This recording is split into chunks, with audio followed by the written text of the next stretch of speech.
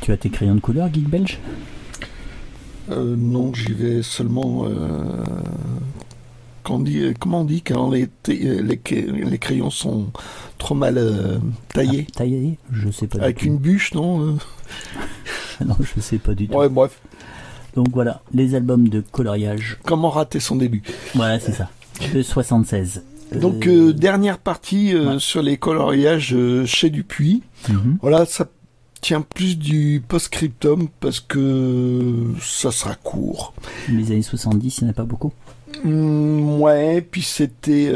j'ai peu d'images. Et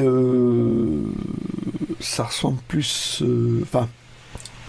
à des recyclages d'images à l'intérieur. Oui, celle de gauche me dit quelque chose. Mais quelque part, en fait, il faut rester positif. Il y a peut-être des trouvailles à faire. Et c'est sur... en général, sur un seul personnage. Ok. Voilà. Donc là, c'est en 76. Ils en ont fait pour Bouléville. Quand même, j'ai envie de dire un best-seller, quand même. Ouais. Donc il y avait de quoi faire, ça s'adresse aux gamins, donc coloriage pour les gamins, c'est quand même logique. C'est logique. Donc ils en ont fait une série comme ça, donc que dire de plus? Pas grand chose. Ouais. Là c'est toujours sur la gauche, c'est le quatrième de couverture. Oui, voilà. J'ai laissé le quatrième de couverture, mais comme il est identique. Elle est sympa cette illustration. Oh bah, j'allais dire pris isolément, Bouléville, c'est sympa. Ouais. C'est quand on en a en quantité, en grosse quantité, ça devient presque indigeste. Oui. C'était parfait pour le gag de la semaine dans le journal Spirou. Oui, totalement. Donc là, on est sur la logo. Ils sont tous numérotés avec une couleur différente. Oui, voilà, ils en avaient fait toute une série. Ok. Hop, un intérieur. Ouais, sympathique. Ouais. Donc là, je dirais que c'est d'après des images d'albums. Mais j'en ai pas eu. Ah, les Schtroumpfs. Donc voilà, les Schtroumpfs, j'ai noté 83. Ça m'étonne un peu. Est-ce que je ne me serais pas paumé? Parce qu'il me semblait qu'il y en avait au moment du dessin animé de la flûte à six Schtroumpfs. De la flûte à six Schtroumpfs. Par contre, toi, celle de droite ou même celle de gauche, ça me dit rien du tout dans un album. Bah, pas dans un album, mais des images isolées comme ça, de pubs, où il recyclait pas mal, il me semble, Peyo, quoi. Ouais, ça me dit quelque chose. Donc là, c'est pareil, toute série, la couvée est vachement chouette. Ouais, totalement. Là, celle de droite, la partie haute, c'est un Schtroumpf comme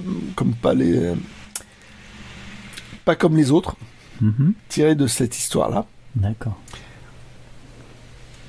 C'est un Schtroumpf, tu sais, qui s'ennuie, qui a envie de voyager.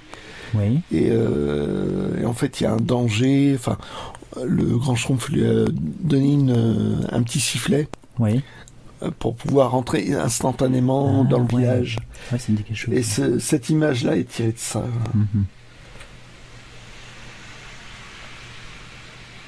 Donc oui, non, mais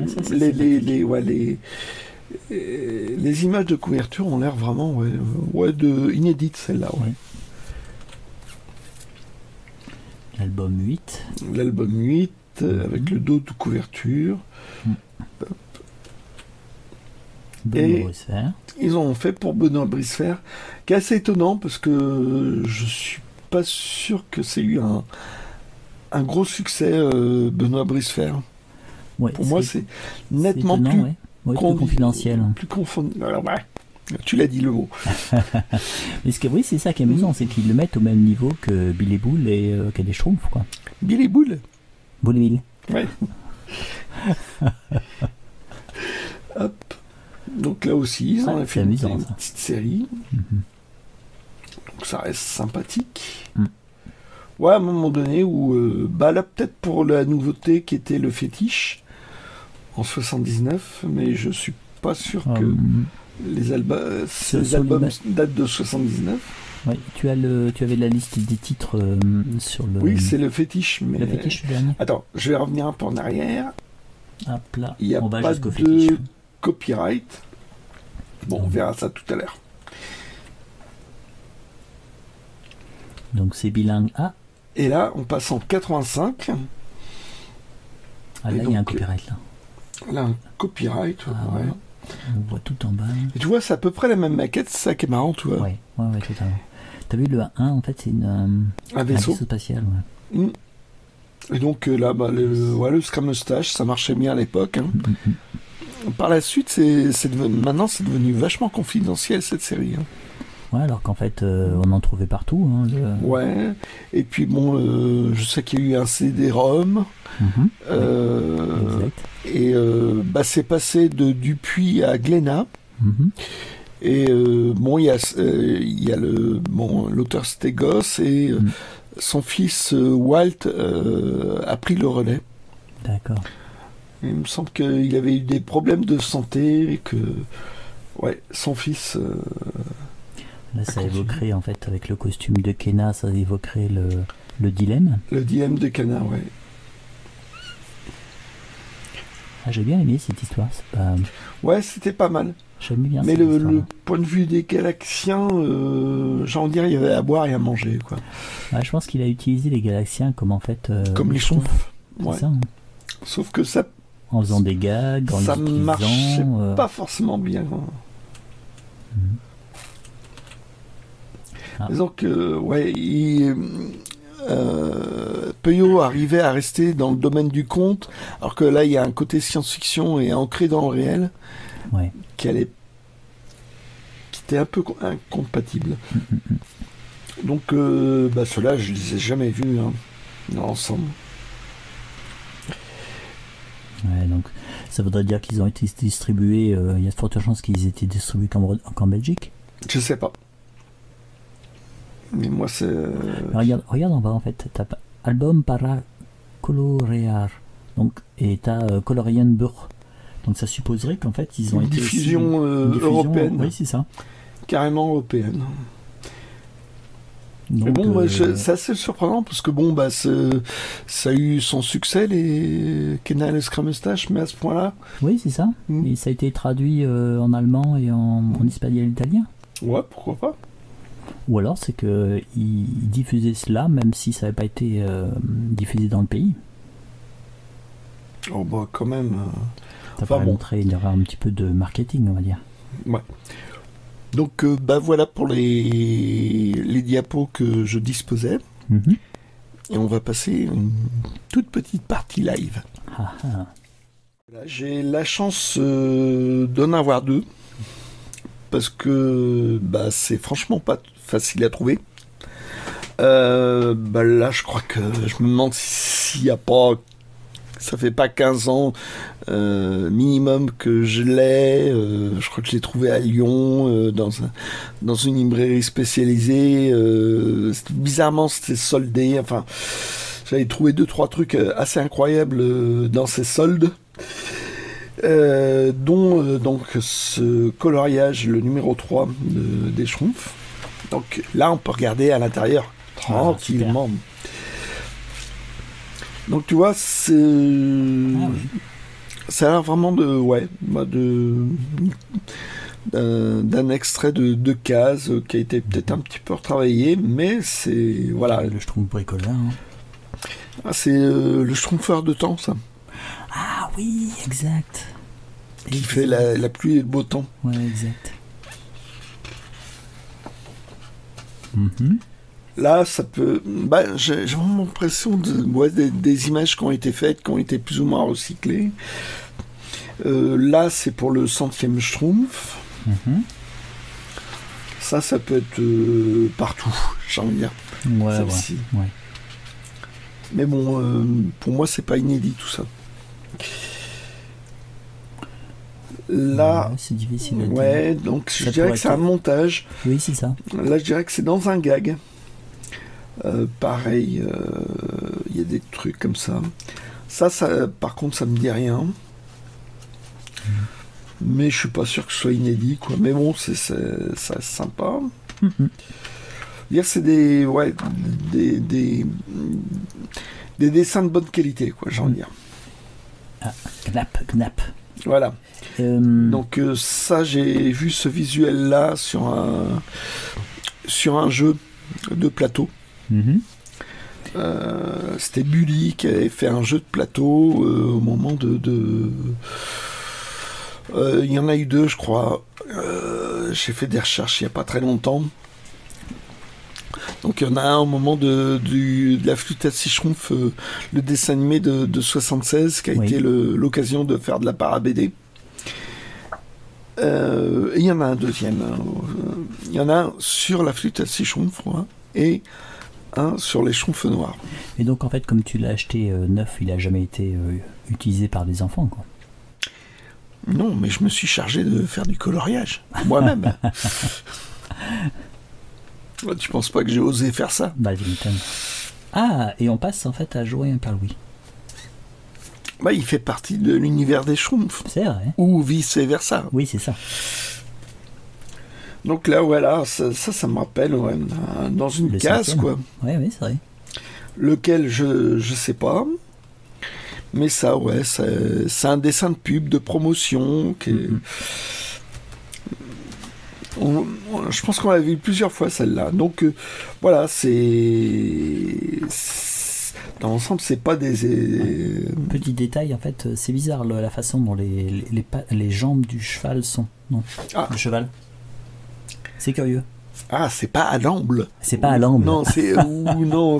Oui, ton cheval va à l'amble. Oui, non, c'est...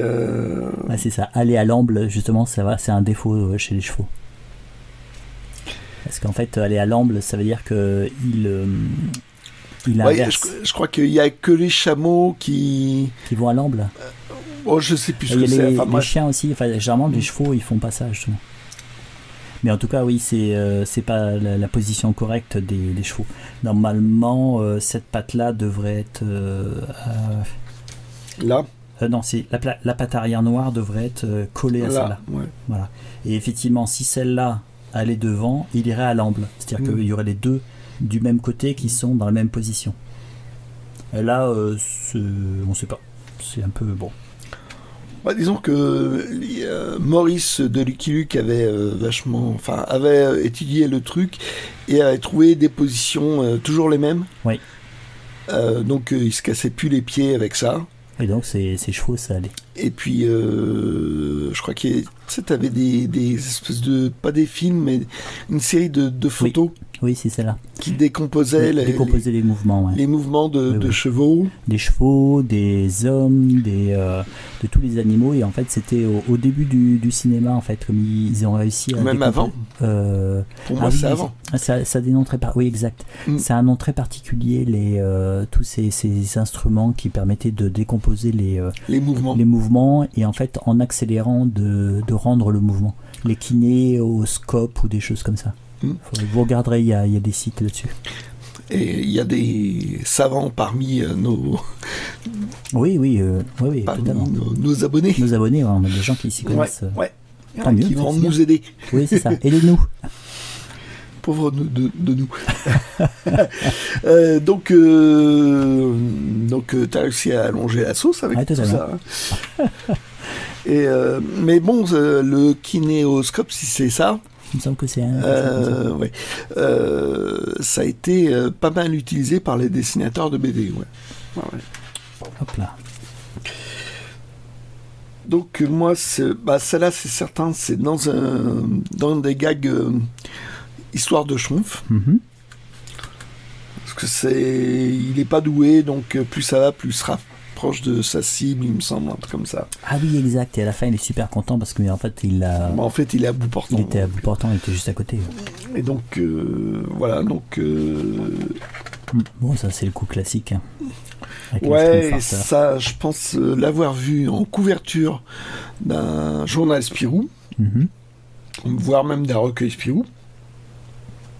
Et c'est aussi en publicité à la fin d'un album, je pense. Donc voilà, lui, ses dessins, il les recycle, il les fait régulièrement. Donc voilà, donc l'objet sympathique est très sympathique. Ah oui. Ah, effectivement, là, voilà. Là, c'est 75. Donc c'est bien au moment du dessin animé, La flûte à six schtroumpfs fait par Belle Vision. Qui est un film qui était vachement sympa pour l'époque. Voilà pour celui-là. Et donc le deuxième que j'ai, t'en as un aussi. Oui. On a été très gentleman. On s'est partagé les albums. On a pris un chacun. Donc là sur Benoît Brisefer. Donc là, c'est marrant, je vois. Ah non, le copyright est intérieur. 78. 78. Il faudrait peut-être même que je le rapporte en fait si on voulait faire un. Si tu le retrouves. Ouais. Donc oui, c'est ça. là c'est ça correspond plutôt au fétiche ça. Je sais plus, c'est le dernier titre dessiné par Blesto. Et on sent que le personnage est pas totalement maîtrisé pour moi. Enfin bon, pas totalement maîtrisé, mais enfin il y a du bon quand même. Oui, mais l'illustration en même temps est sympa, le dessin est sympa. Que ce soit le personnage du miroir qui peigne l'original, je trouve ça assez amusant. Oui. Bon. Et donc là, pour moi, c'est vraiment des extraits de cases, quoi.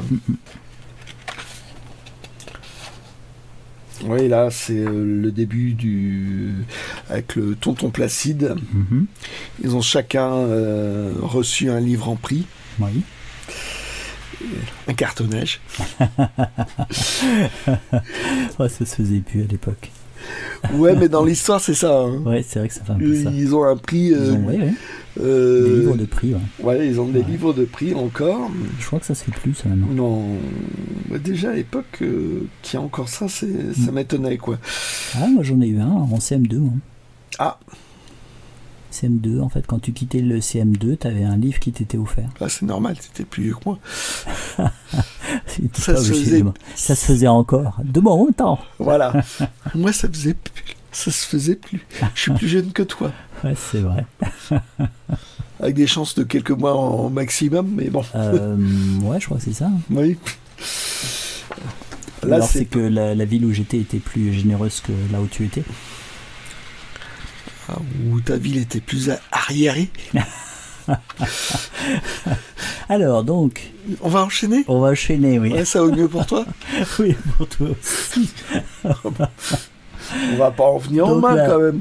Donc, il prend la porte. Voilà, il prend la porte. Avec un beau camion qui passe.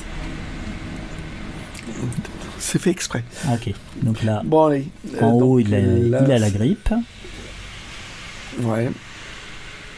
Ok. Donc je sais pas. Difficile à dire. Hein. Je pense que ça fait comme une composition, quoi. Oui.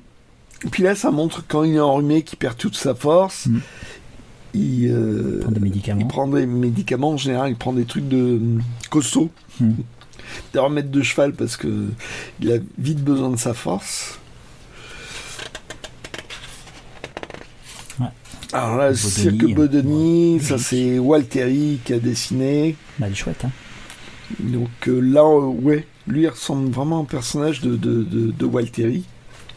La petite fille aussi. Oui, aussi. Ouais. Parce que Walteri était, il était le dessin est élève. Il est vraiment chouette. Était élève de Peyo, quoi. Peyo, dirigeait ça d'assez loin quand même. Hein. Parce que entre le scénario, ils étaient plutôt entre élèves. Peyo chapeautait plus qu'autre chose, quoi. Madame Adolphine. J'adore celle-là. J'adorais cette histoire. C'est de la récupération. Mais bon, quelque part, c'est assez logique. Hein. Je pense qu'il avait toutes ces séries. Oui, puis c'était plus à une époque... on était plus dans les albums, mais moins dans l'esprit du journal, quoi. Voilà. Avec Monsieur Schnick et Tonton Placide. Ah oui, là, c'est quand ils sont dans le train. Là. Oui, voilà. En plus, on voit bien que c'est une banquette de train, ça. Un vieux train. Oui. Un train que j'ai connu, d'ailleurs. Ça va bien avec ton âge, quoi. Oui, c'est ça. Ça, c'est pas une banquette de TGV, ça. Ah non. Non. Ça me fait penser c'était les trains qui étaient tout inox, en fait. Ah, compartiment avec les... T'avais des vieilles photos de France qui étaient au-dessus. C'était marrant.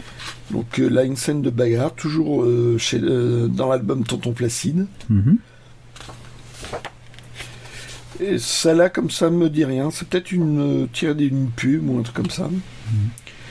Donc voilà, c'est pour l'objet.